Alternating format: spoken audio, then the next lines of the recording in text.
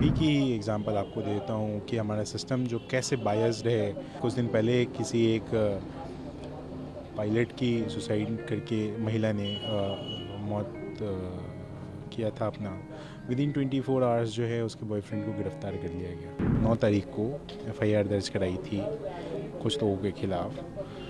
वो लोग अभी अभी आप लोगों के माध्यम से हमें पता चला कि वो अपने घर छोड़ के भाग गए हैं। कुछ दिन पहले एक वीडियो आई थी जिसमें वो मना कर रहे थे कि मीडिया से हम बात नहीं करेंगे। तो ये सिस्टम फेल्योर नहीं है, ये तो क्या है। मेरे भाई ने अंतिम इच्छा जाहिर की है कि अगर उसे इंसाफ मिल गया तो मेरी अस्थियों को गंगा में बहा दिया जाए, और अगर उसे इंसाफ नहीं मिला तो कोर्ट के बाहर ही गटर में उसकी अस्थियाँ बहा दी जाएँ। और अगर न्यायालय के जज के पोस्ट पे अगर बैठे हुए लोग अगर करप्शन लेने लग गए तो फिर न्याय की उम्मीद तो छोड़ देनी चाहिए। मेरी सुप्रीम कोर्ट से दरख्वास्त रहेगी कि वो इस केस को स्यू मोटो हैंडल करके या तो एक कमेटी बना के उन अपने अंडर में जांच करवाए और हमें न्याय दिलवाए।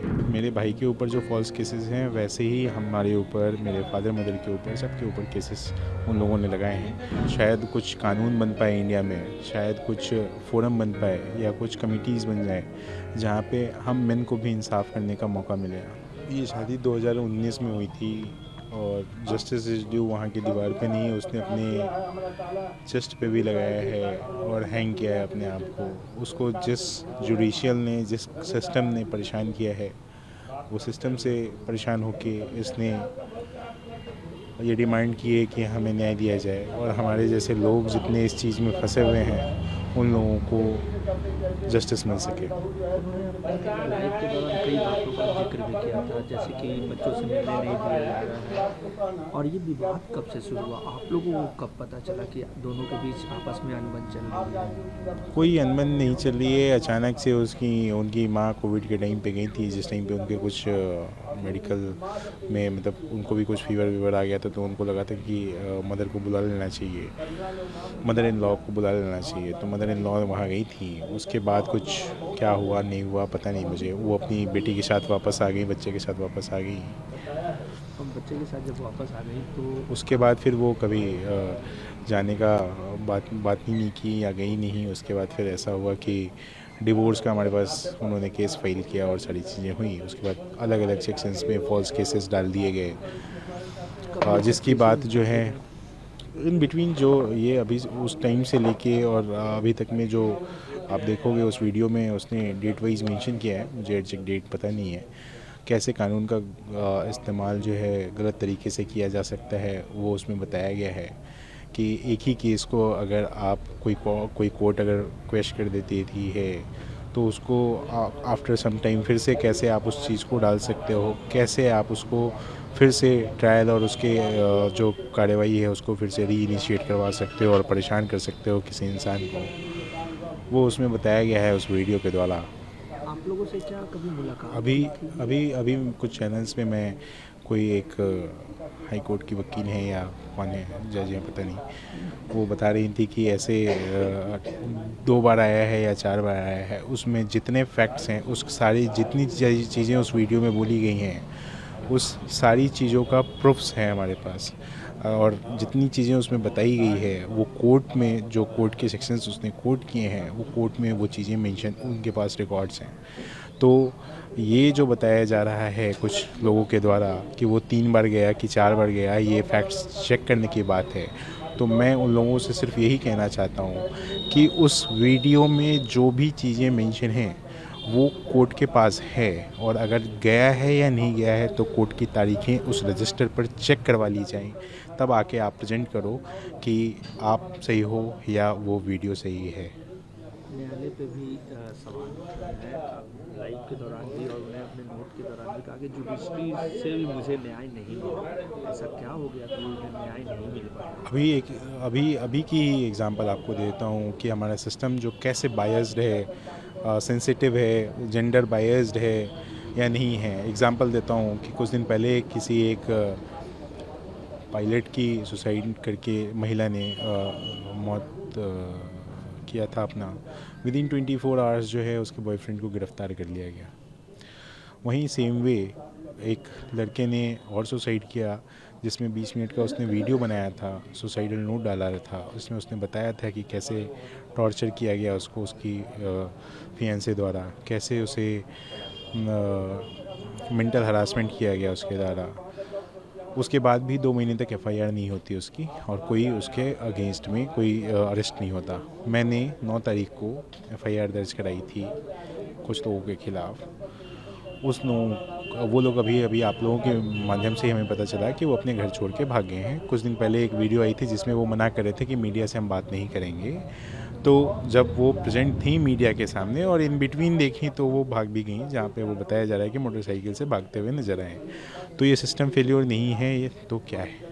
क्या लगता है न्यायालय पे अभी भी भरोसा है कि इंसाफ मिलेगा, क्योंकि जस्टिस सिस्टम अभी भी बाकी है? मैम सर, न्यायालय पे भरोसा जो है या नहीं है ये तो मैं अभी नहीं कह सकता जब तक मुझे इंसाफ ना मिले। मेरे भाई ने अंतिम इच्छा जाहिर की है कि अगर उसे इंसाफ मिल गया तो मेरी अस्थियों को गंगा में बहा दिया जाए, और अगर उसे इंसाफ नहीं मिला तो कोर्ट के बाहर ही गटर में उसकी अस्थियां बहा दी जाएं, क्योंकि उसके बाद तो मेरे लिए भी कुछ नहीं बचता कि मैं कुछ इंसाफ मेरे लिए भी बचा होगा।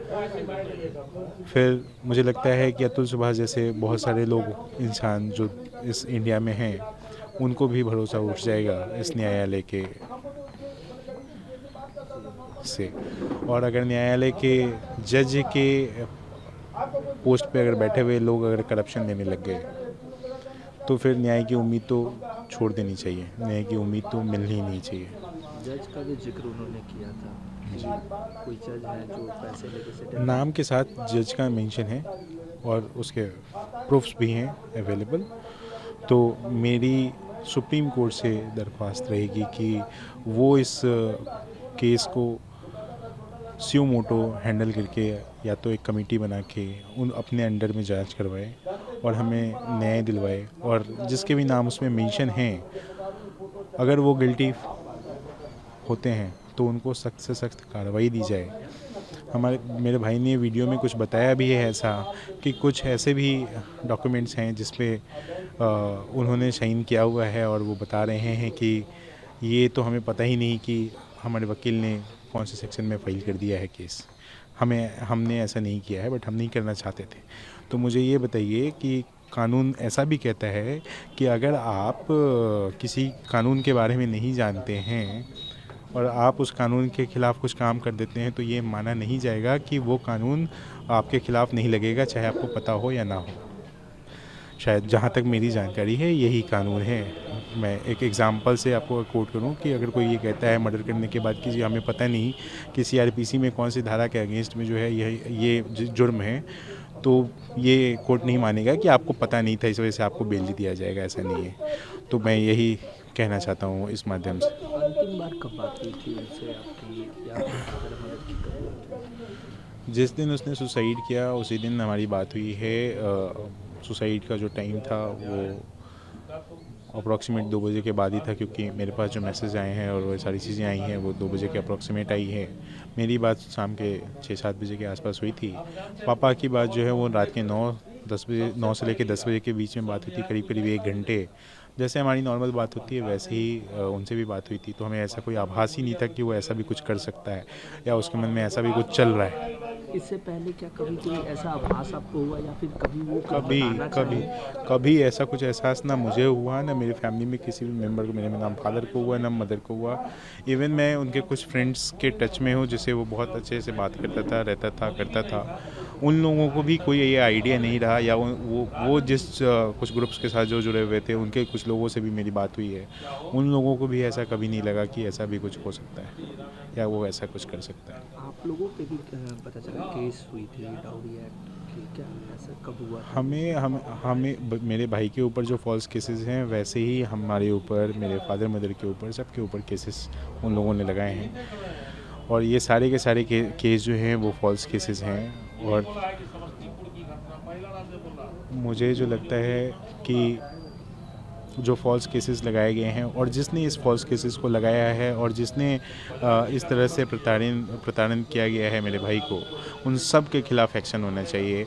लोगों को एक ऐसा सबक मिलना चाहिए कि मैं जो सेक्शंस लगा रहा हूँ वो लगाना उचित है या अभी नहीं है। अगर ये एक्शंस हो गया तो शायद हमारी जुडिशियल जो है वो कुछ चीज़ें ठीक हो जुडिशियल से।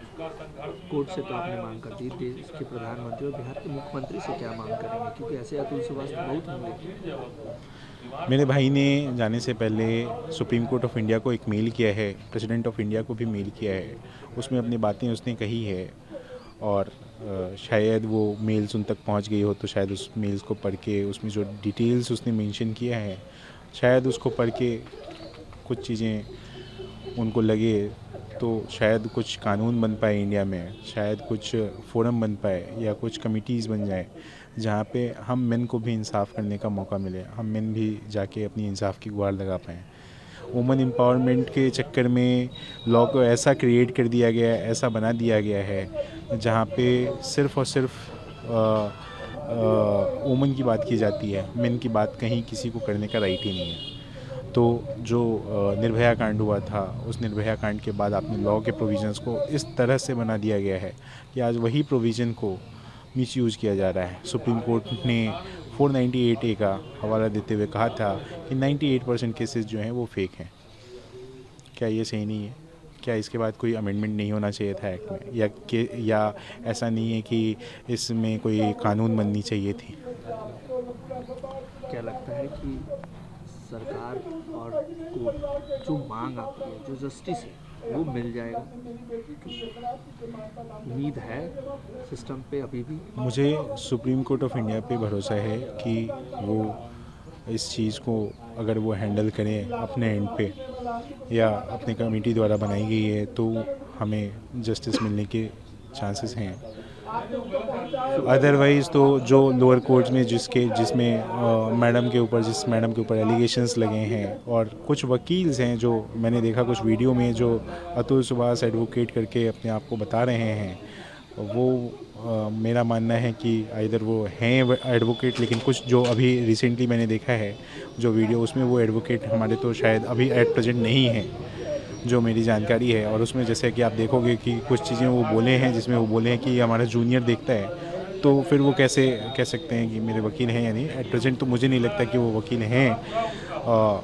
पहले कभी रहे होंगे तो मुझे अभी आइडिया नहीं है, मुझे देखना पड़ेगा कि वो हैं कि नहीं पहले। अभी तो एट प्रेजेंट वो लोग वो वकील नहीं है जो स्टेटमेंट उन्होंने दिया है। दूसरी बात, उनके ऊपर मैं एक और बात कहना चाहूँगा कि अगर वो एक्चुअली क्या है कि वहाँ पे जो वकील अगर अपने जज की बुराई करे तो उनका दुकान तो नहीं चलेगा, तो वो कभी उनके अगेंस्ट तो जाएंगे नहीं, ये मेरा मानना है। जो भी उनके फेवर में बातें कह रहे हैं कि उसको हायर कोर्ट में जाना चाहिए था अपील करने के लिए, तो मैं उनको ये बताना चाहता हूँ कि उसी वीडियो में अगर आप सुनेंगे तो बताया गया है कि अगर वो हाई कोर्ट में जाते तो उनको जाने आने की जो किराया है वो 50,000 रुपये हमें देना पड़ता। तो क्या एक हस्बैंड जो है वो ATM मशीन की तरह काम कर रहा है कि आपको मेंटेनेंस कॉस्ट दे, आपके बच्चे को मेंटेनेंस कॉस्ट दे, और फिर अगर हम हाई कोर्ट में अपील कर रहे हैं तो उसके जाने आने का खर्च जो है वो 50,000 रुपये बियर करना पड़े। तो मुझे ये समझना है लॉ से या सिस्टम से कि कैसे ये लॉ सिस्टम काम करता है। मेंटेनेंस कॉस्ट जो मांगा जाता है, क्या उसके पीछे जो है वो कोई वो है बेसिस है, या सिर्फ जो लड़का ज़्यादा कमा रहा है वो उसका जो है ज़्यादा पैसा देना है? जो लड़का ज़्यादा पैसा कमा रहा है उसको घूस ज़्यादा देना पड़ रहा है। वहाँ की जो जज हैं, वो जज साहिबा जो हैं वो बोल रही हैं कि 5 लाख रुपए अगर तुम दोगे मुझे तो मैं ये केस सेटल कराऊंगी, अदरवाइज़ सारे तुम्हारे और तुम्हारे फैमिली मेम्बर्स को मैं कोर्ट में बुलाती रहूँगी। उसके बाद शायद उन्होंने, जब मेरे भाई ने मना कर दिया ऐसा, तो शायद उन्होंने कोर्ट्स के जो डेट्स हैं वो बहुत फ्रिक्वेंटली देने पड़े, बिकॉज कि वो परेशान हो। और आपको पता है कि कॉर्पोरेट एम्प्लॉय की कितनी छुट्टियाँ होती हैं, क्या होती हैं। तो कॉर्पोरेट छुट्टियों की वजह से वो जब डेट्स मांगता था पेशकार से कि भाई मुझे सैटरडे दे दिया जाए, वो सैटरडे नहीं देता था। 500,000 रुपये उससे लिए जाते थे पेशकार जो है वहाँ पे, वो 500 से 1,000 रुपये लेता था, बिकॉज वो पैसा ज़्यादा कमाता है। बाकी और लोगों से वो 50 रुपये चार्ज करता है, बिना 50 रुपये चार्ज किए हुए वो किसी को डेट नहीं देता है। ये उस वीडियो में मेंशन है। तो आप इस चीज़ को वेरीफाई कैसे करेंगे? ये सुप्रीम कोर्ट ऑफ इंडिया अगर वो संज्ञान लेती है इस चीज़ पे तो मुझे लगता है कि ये भी चीज़ पता चला किया जा सकता है कि कैसे वो पैसे लेते हैं या फिर कैसे आय से ज़्यादा उनके पास एसेट्स मिलते हैं या नहीं मिलते।